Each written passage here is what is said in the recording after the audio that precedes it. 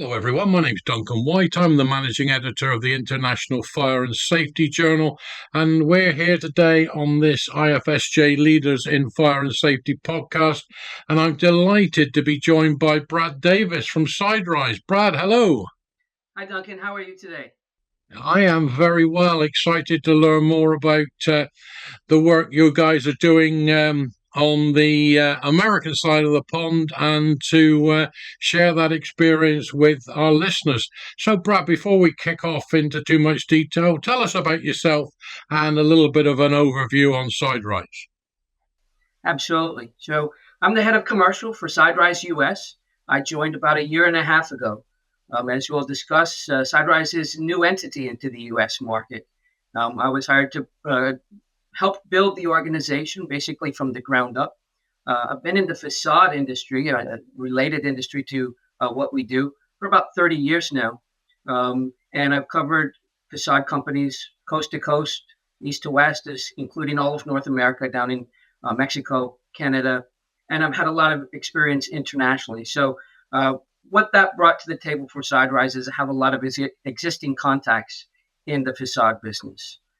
So that's what we've been focusing on, is building a brand recognition here in the U.S.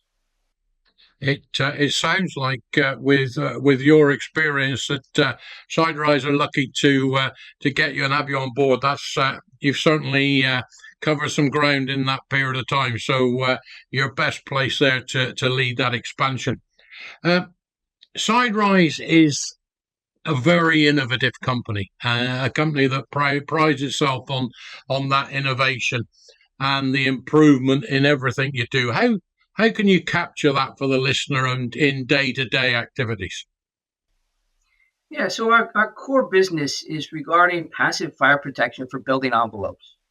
And it covers basically every building type, but it's really focused on high-rise buildings.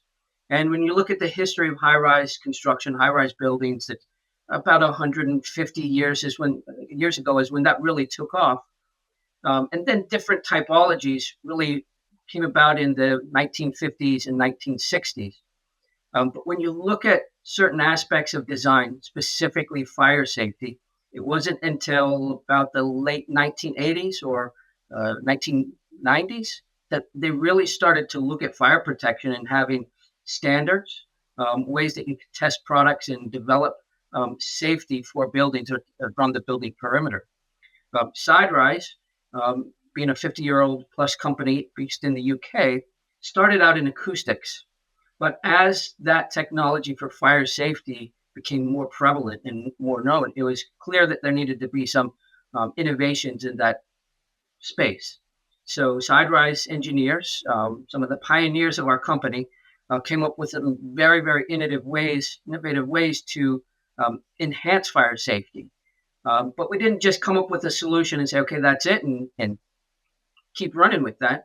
We've continued to evolve and perfect and refine that fire safety system. Most recently, we developed a testing and R&D center in South Wales that we are running 5 days a week. We're doing continual testing and R&D of not only our existing products, but enhancing the products and coming up with new products to fit the market. And that 50-year longevity of Siderise is certainly coincides with when we started to really take tall buildings seriously. And we saw some, like everything, it takes some loss of life in significant numbers to really focus minds in relation to fire safety. That said, we're still not learning the lessons, and we still see the results of tall building tragedy on a fairly regular basis. That must be a real drive for you guys at Siderise to not only push the boundaries in relation to products, but also the education in respect of the way in which fire and life safety is looked at in tall buildings. Absolutely. I mean, nobody ever wants to see the devastating events that we've seen over the past decades when it comes to fire in tall buildings. And we don't like to highlight that and bring those and use them as focal points in our discussions, but you have to acknowledge them and you have to say, how do we prevent these? Because nobody wants to experience it. So it is definitely a sensitive topic that we have to touch on, but it's something that we have to acknowledge. One of the things that we like to, that we use, not necessarily like to use, but we have to use, is just simple statistics, showing the numbers of structural fires, specifically in high-rise buildings, and how they have increased in recent years. Overall, if you go back about 80 years or so, the number of structural fires has actually decreased, but over the past 10 years, that number is back on the rise. So we are using simple statistics to try and educate the people that we talk about regarding our. Yeah, and you're quite right in terms of that sympathetic approach. It's there's a need to acknowledge it and respect what has happened, but not to use it so overtly that it becomes insensitive. So that's certainly a credit to the way that you guys do business. It's interesting. We see. The what I call the landmark fires that we've seen in the last decade. It's not just in one part of the world, and this is what's interesting and makes the whole issue a global one. If it was to be concentrated on one continent, then we would expect there to be a localized problem. But with the knowledge, expertise, and understanding that you guys have got within the team, how do you go about working with the end user, if you like, in terms of the design and protection of new buildings? Yeah, I mean, it's a great question, and you're absolutely right that it's not specific to one continent or one region. It's a global factor. So one thing that Siderise has been very proactive in being a part of is code regulations. The people that actually drive, not necessarily the design, but have very, very influence that does affect the design. So if we're involved with the people that are creating test standards or creating test procedures or creating longevity of products, we can help influence how those get specified. So when a designer does go and say, I need a specific design element, we know that we've worked closely with those design bodies and those regulatory bodies to help drive the proper specification of products. And and again, that demonstrates to me that ability for the company to take ownership of the sector within the market that you're working in, because it's not purely looking at what you do and what you can provide from a monetary perspective. It's also investing in the end user. I was reading that back in December you worked with South Wales Fire and Rescue Service here in the UK to provide training and education on the built environment. And again, that is a credit to the organisation and the way in which what I call the end user, from the perspective of when things go wrong, that they've got a good level of understanding of the way the building is constructed. Yeah, absolutely right. And that's one thing that I've noticed as well, being a fairly recent new employee with the group, year and a half into working with Siderise, is I get a little bit envious of all the exposure that they get in the UK, in South Wales, in London, with all those great bodies, like you just said, the local fire department. And that's something that we're really looking to expand here in the US as we grow our business, is to be able to offer that type of service and our expertise and experience to those parties. Well, you're very very modest and quite rightly too, but I think that we shouldn't forget that 2025 was a good year in terms of Siderise winning Innovation Project of the Year, awarded by the Association of Specialist Fire Protection for the specific London Olympia G-Gate project, and that just underlines the way in which Siderise is regarded and respected here in the UK. Yeah, and we're trying to translate that here into the US as well. And we actually were awarded an Innovative Product of the Year in the U.S. as well, because we take a slightly different methodology towards perimeter fire protection. Something that like I say, stone wool, or the material that's the basis of what we do, has been around for quite a while, but it just took a simple innovation and then refining that innovation, which we continue to do, to make it easier for the end user to install it, to give the building owners and the occupants more peace of mind that they're safe in that building. Although nobody ever goes and checks a building to make sure that all the fire pieces are in place, they can be assured that it is when they use Siderise.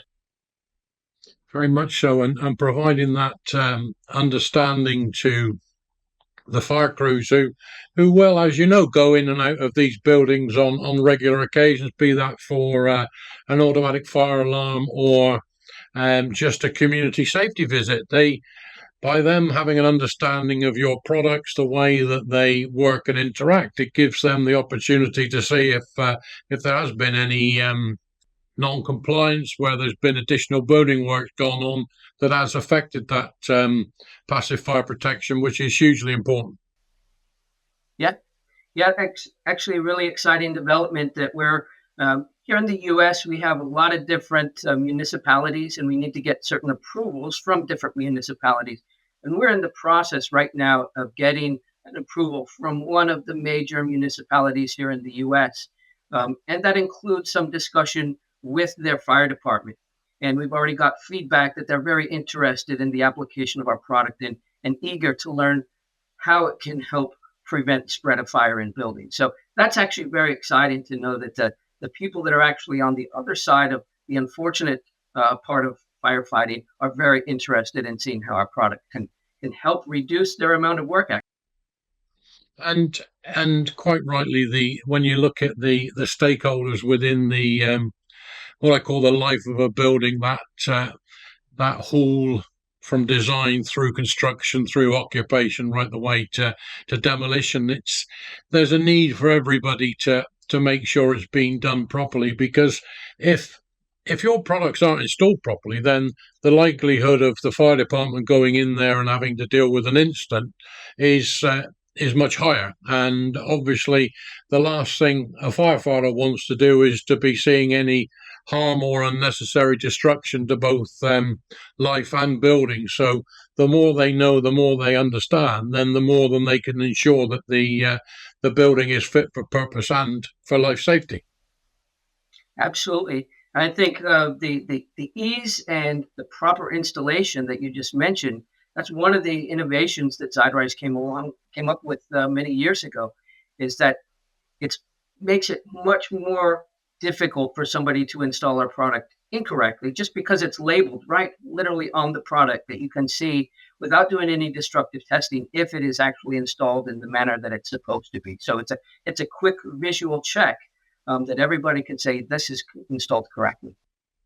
And again, simplicity is the key. The more simplistic you make it, the more likelihood that it's going to be used properly. And there's an old adage amongst firefighters that if it's fit for purpose, it'll work. If it's not, then they'll have destroyed it within minutes. So it certainly sounds to me that you've got that just right, because to be embraced by the fire community for something that is going to enhance life safety is to be applauded.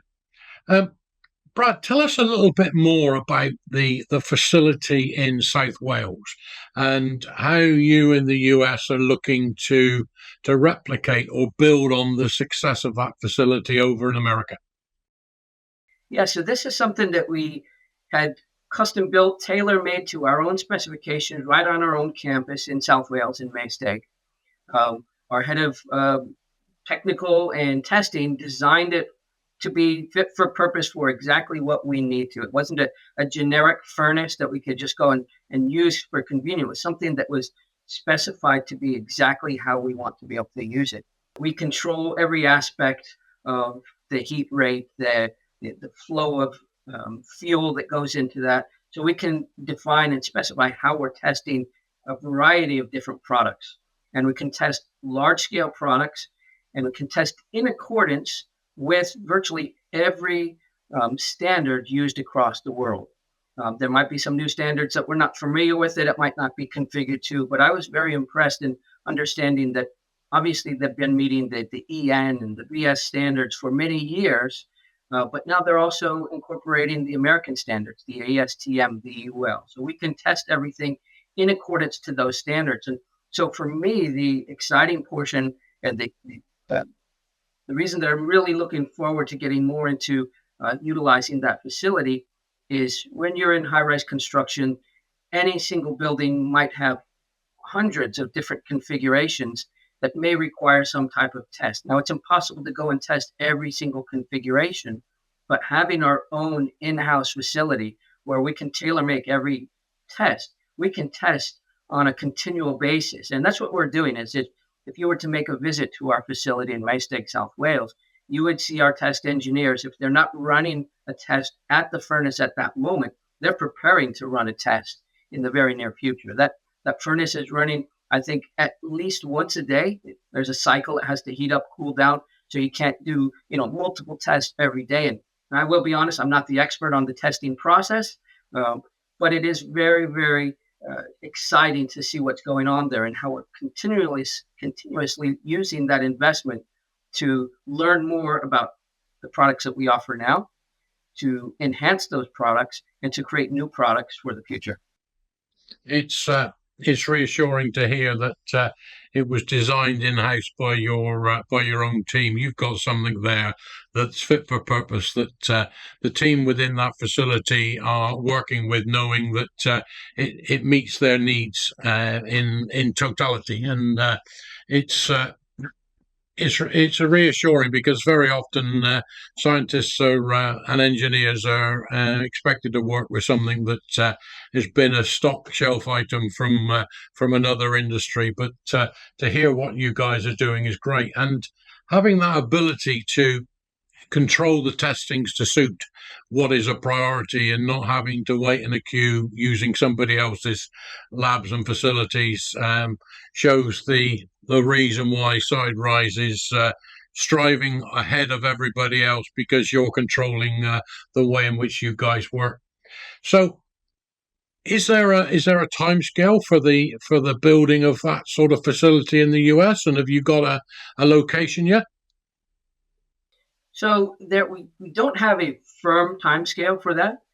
We do have a vision that is the end goal, is that we came into this market with an objective. It wasn't just to be present in the US and to earn X amount of dollars or pounds. It was to actually replicate the business that we have in the UK.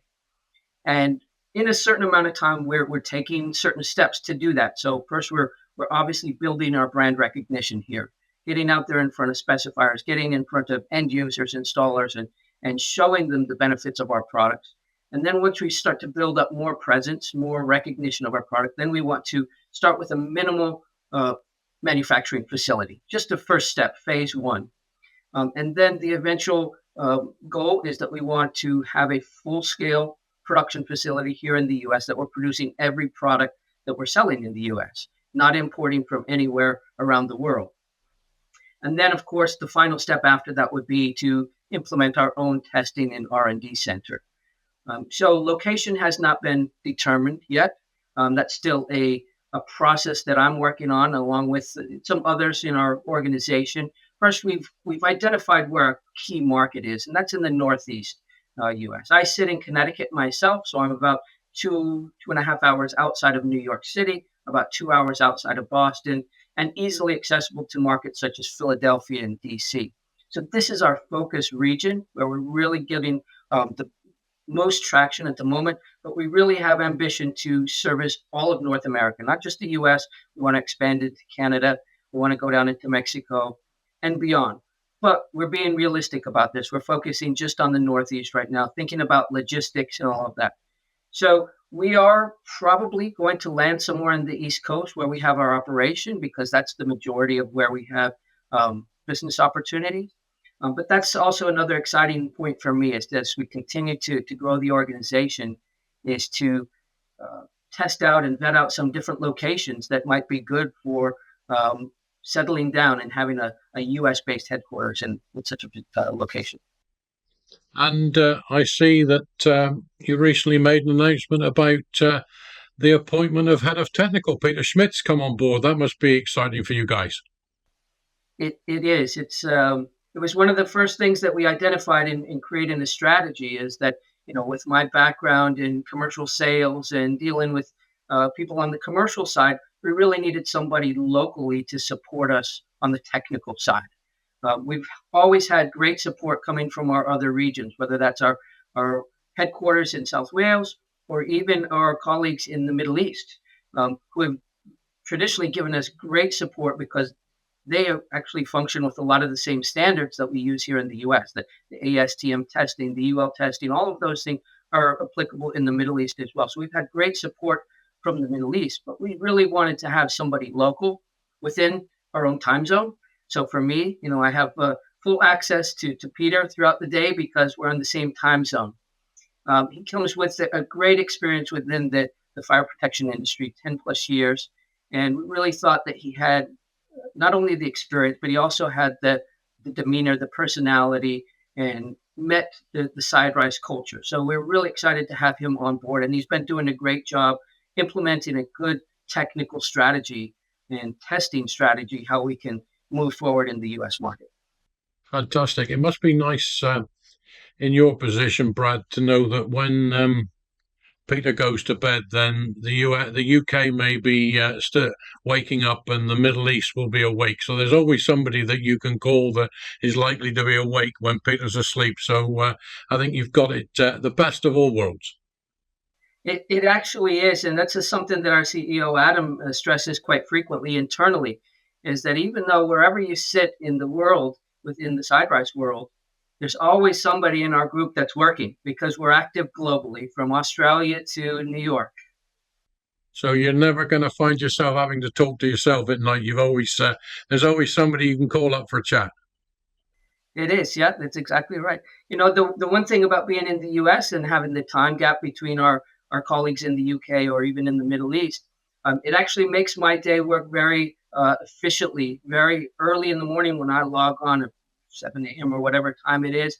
I've always got a backlog of communication and work to work on. And then as I work through that, my colleagues in the UK seem to go home and have dinner and go home for the evening. And then I start on my communications within the US. So it actually breaks the day down quite well for us. Excellent. And it sounds to me, and I'm sure the listeners, that the success of Siderise is going to continue at a pace globally, and we're going to see the US Siderise coming to the fore. I always say, as we come to the close of a podcast, I never miss the opportunity to put speakers on the spot. Anything that's coming around the corner, anything that you shouldn't be telling me, but you can give me a little chink, or if there's not, then just tell me there's not. Well, I don't think that there's anything that's secretive about what we're doing. We have a good plan. In addition to the appointment of Peter Schmidt, who you just highlighted, we've also just recently brought on a business development manager to assist me in reaching out more and more to different clients here in the U.S. And in addition to that, we've also brought on a project coordinator to help dig through project data and reach out, make first contacts with certain specifiers. So we're in a very short period of time, we're building up a very strong team to really support the U.S. or all of North America the best that we possibly can. We know that the products are fit for purpose. We've done extensive research on that. We know that the products are going to be price competitive, actually probably more price advantage than some of our competition. So we know that we've got a great platform, and we just got to really work hard to get the name out there, to get brand recognition. People understand the USP of our product, of how it can be cost effective, be very attractive to an end user, but still provide the best in class, robust fire protection system. And it's a credit to all the Siderise group that the brand is fully aware that it's a trusted brand, and people feel safe when they're working alongside Siderise. And it's always a pleasure for us here at International Fire Safety Journal to work with you in your marketing efforts. And I suppose one thing that jumped into my head when we were talking about the in-house design of the the facility and the furnaces there in Wales. So perhaps the next chat I have is with one of the engineers down there to give us a little bit more of the technical detail and the ins and outs of what goes on to that testing. I'm sure the listener would be interested in that. Brad, it's been a pleasure, my friend. I really appreciate you taking the time out of your busy schedule to have a chat with me. And I think the last thing for me to say is I'm Duncan White. I'm the managing editor of the International Fire and Safety Journal. I've been speaking with Brad Davis, head of commercial at the Siderise Group. And I know that my listeners are always thirsty for more information. So siderise.com is the overarching web address, or siderise-us.com is the US Pacific. Brad, my friend, you take care and we'll catch up very soon. Thank you, Duncan. Appreciate it. Take care.